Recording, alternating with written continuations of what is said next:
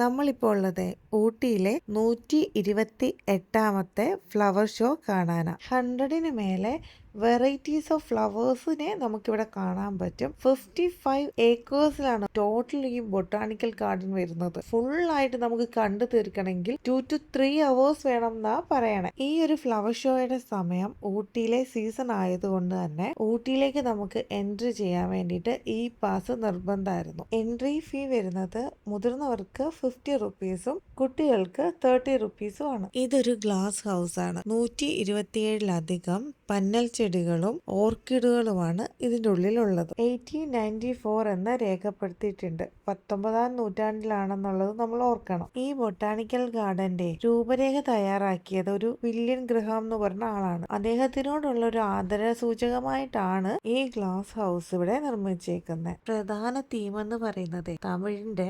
സംസ്കാരത്തിന്റെയും പൈതൃകത്തിന്റെയും ഒക്കെ ഒരു രീതിയാണെന്നാണ് എല്ലാവരും പറയുന്നത്. ഞാനിപ്പോ പോകുന്നത് ദേവന്മാരുടെ വൃക്ഷം കാണാനാണ്. അങ്ങ് പടിഞ്ഞാറൻ ഹിമാലയത്തിലൊക്കെ കാണുന്ന ദേവദാർ എന്നാണ് നമ്മുടെ നാട്ടിൽ ഈ ഒരു മരത്തിന് പേരിട്ടേക്കുന്നത്. നൂറ്റാണ്ടുകളോളം ജീവിക്കുന്ന വലിയൊരു മരമായത്. 40 മുതൽ 50 വരെ മീറ്റർ ഉയരം വരെ ഇതിന് വെക്കാറുണ്ട്. ഇതിനിടയ്ക്ക് മാങ്ങയും പൈനാപ്പിളും ഒക്കെ കഴിച്ച് ഞങ്ങൾ നന്നായിട്ടൊന്ന് എരിഞ്ഞു. നല്ല നാടൻ തേനും കിട്ടി ഈ ഒരു ചേച്ചിയുടെ കയ്യിൽ നിന്ന്. ഇതൊരു പ്രത്യേക ഗോത്ര വിഭാഗത്തിൽ നിന്നാണ് ഇവർ ഈ തേൻ കൊണ്ടുവരുന്നത്.